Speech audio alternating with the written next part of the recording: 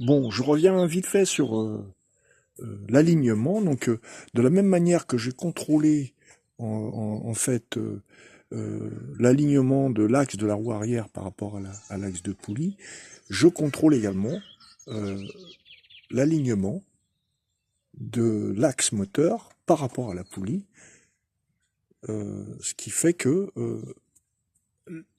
là on voit que c'est parallèle à peu près, voilà, ouais, c'est pas mal. Il y a pas grand chose. Il y a peut-être un petit quelque chose, mais il n'y a pas grand chose. Et ensuite, et de l'autre côté, ben, on fait la même chose, on inverse. Puis ensuite, bon, on peut mesurer aussi la distance qui est entre là et là, et on doit l'avoir la même de l'autre côté. Donc du coup, si on fait ça, les problèmes de saut de courroie, normalement, on n'en a plus. Voilà, bon. Enfin, du moins, moi, j'en ai jamais eu après avoir fait ça. Ça peut des problèmes de saut de courroie, ça peut être dû à autre chose, mais pas ça. Je reviens également sur le frein avant, parce que vous avez posé des questions, comment j'ai pu réussir à fixer mon disque, ce que j'ai pas précisé tout à l'heure.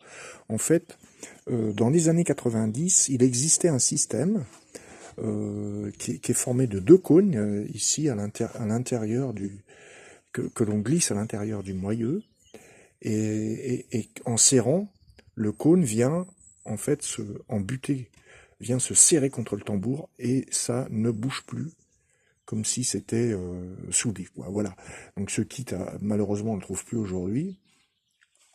Et donc ça me permet d'éviter d'une fixation ici.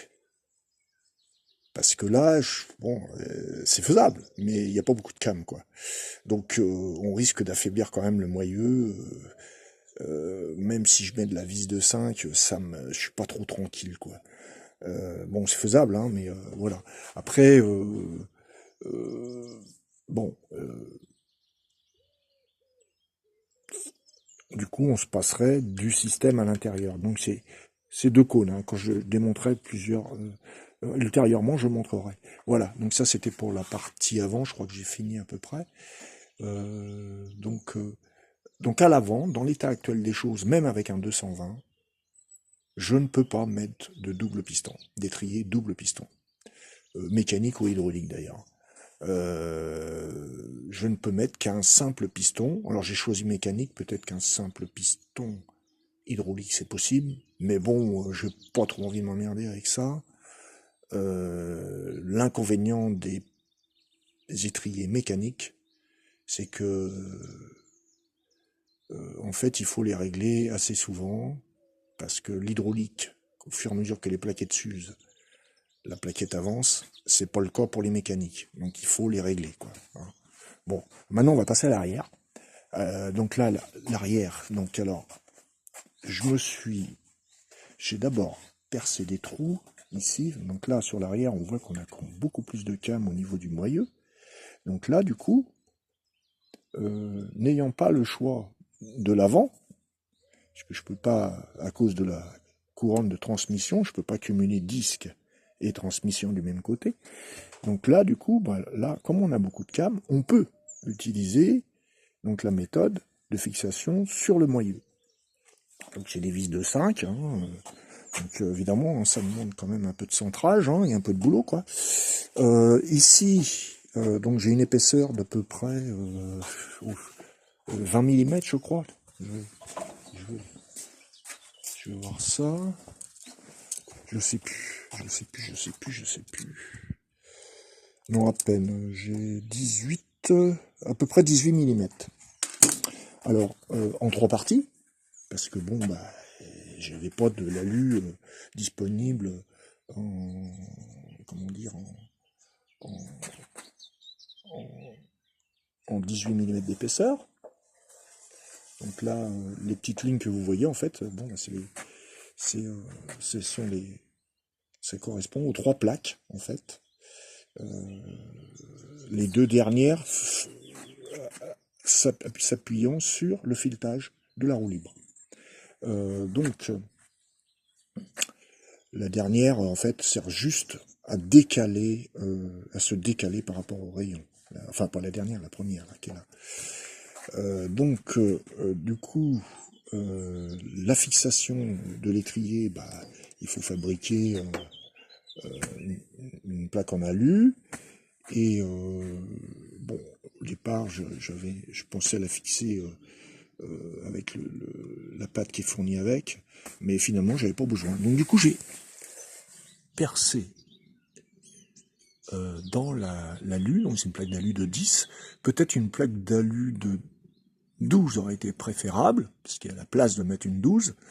Bon, moi, j'essaie de réutiliser surtout de l'alu que je récup, sachant que plus les plaques sont grosses, plus j'essaie de les préserver. Donc là, j'avais de l'alu en 10 qui était tordu, donc je l'ai redressé, tant bien que mal. Et donc j'ai fixé mon étrier. Donc on voit ici, en fait, on va voir ici la place qui reste avec l'étrier à double piston ici. On a donc 2 pistons. Hein, je sais pas si on voit mieux là. Je suis pas sûr. Est-ce qu'on voit mieux là? C'est pas sûr. Ouais, je sais pas. Ouais. Donc alors, le disque c'est un 1,80 ou 1,85, je sais plus, d'épaisseur, un disque très faible. Hein, mais par contre, derrière, on peut mettre plus gros. On peut mettre du 3 sans problème. Bon, il y a beaucoup. Derrière, il y a de la marge. Il y a de la marge pour mettre du lettrier double piston et des disques, comment dire, de plusieurs diamètres, de plusieurs épaisseurs, sachant que en dessous de 200 à l'arrière, ça va me paraître compliqué. Mais bon, voilà. Après, c'est des disques de VTT. Moi, j'ai utilisé sur VTT, c'est très puissant. Bon, là, c'est une mobilette, c'est clair. On n'arrivera pas à un freinage type moto, quoi. Mais par contre, on va freiner nettement mieux qu'un comment dire qu'un tambour, quoi. Ou tambour de mob, parce que bon, c'est vraiment la cata, quoi. Même en roulant à 45 ou 50, on s'arrête pas avec ça, quoi. Il y a eu tellement d'accidents, on a mis ça sur le dos du conducteur à chaque fois, mais bon, en fait, c'est tout simplement parce que ça freinait pas, quoi.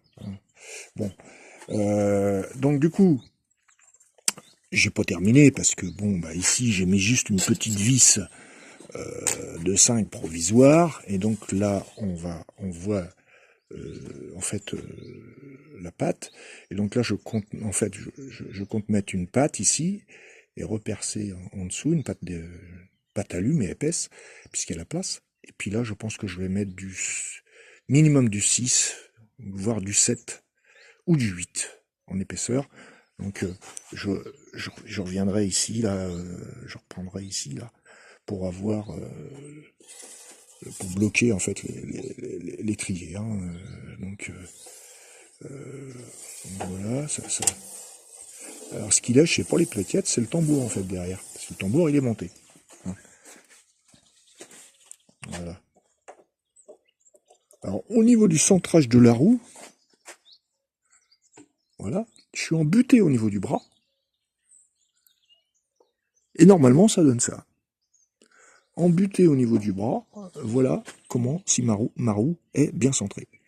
Donc après, je monte la transmission, je monte la poulie, je vois si c'est aligné, je cherche un alignement correct, et en dernier, je pose le moteur, et donc je vais ajuster la fixation du moteur en fonction de la poulie, et non pas l'inverse, c'est-à-dire mettre mon moteur, ajuster la poulie par rapport au moteur et la roue par rapport à la poulie, quoi. Moi, c'est comme ça que je fais, parce qu'en fait, les cils en bloc, ils sont assez grands.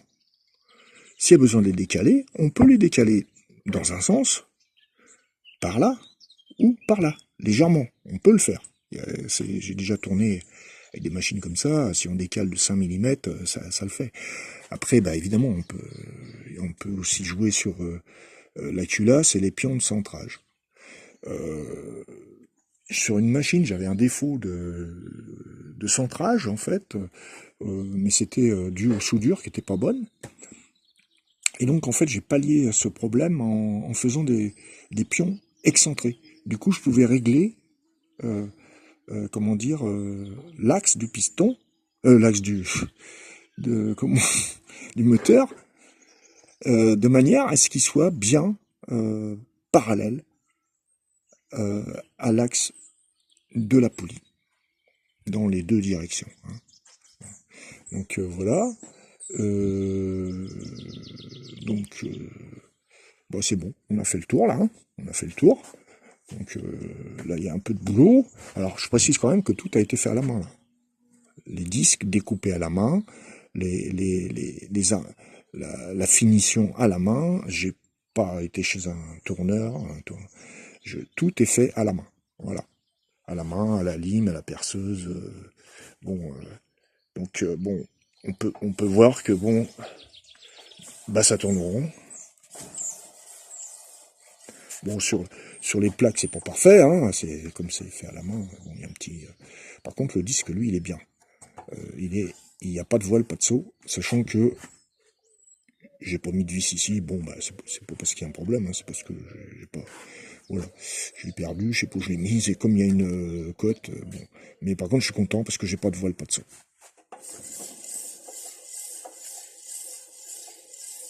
Voilà. J'ai vérifié ça par rapport en fait à l'intérieur de l'étrier. Au niveau de l'équilibrage, bah, ça va pas bouger tant de soucis ça. Hein. S'il y a besoin d'un petit équilibrage, on fera. Hein. Pour les couronnes, bah, je partirai sur les couronnes acier, mais s'il y a un problème au niveau du déport, pour m'aligner, sachant que je vais m'aligner le plus possible, le plus près du cadre, je ferai un porte-couronne, et j'ai des couronnes alu quoi, que j'ai utilisées sur circuit avant, et donc ça sera d'ailleurs plus joli, donc je verrai. Hein. Mais comme j'ai pas de porte-couronne pour la 88, là, j'en fabriquerai un. Donc j'ai la chance d'avoir de l'alu aviation qui est très rigide, et pour ce genre de choses, ça sera parfait. Donc voilà. Pour l'instant, on en est là. Et bah, j'attends mes disques pour l'avant. Et je vais continuer le boulot, quoi, mais c'est pas une partie de plaisir. Je sais pas si c'est possible sur des cadres de 40 ou de 41, parce que bon, bah c'est je sais pas si l'entraxe est le même, si on a la même marge de manœuvre pour l'arrière. Par contre, l'avant étant le même, bon, a priori, le problème reste le même. Hein. Mais l'avant, c'est avec le disque de 203 et l'étrier à simple piston, ça le fait pas. J'ai été obligé de le meuler. Maintenant, avec un disque de 220, il n'y aura rien à meuler. Voilà. Donc, ça peut se faire. Ça peut se faire. Avec ou sans le système à l'intérieur que je démontrais pour montrer, en fait, ce qui se faisait à l'époque, dans les années 90, pour adapter un frein à disque sur les jantes à rayons. Voilà, donc j'ai fini la vidéo, et puis la prochaine, ça sera, je pense, sur les cylindres AV7.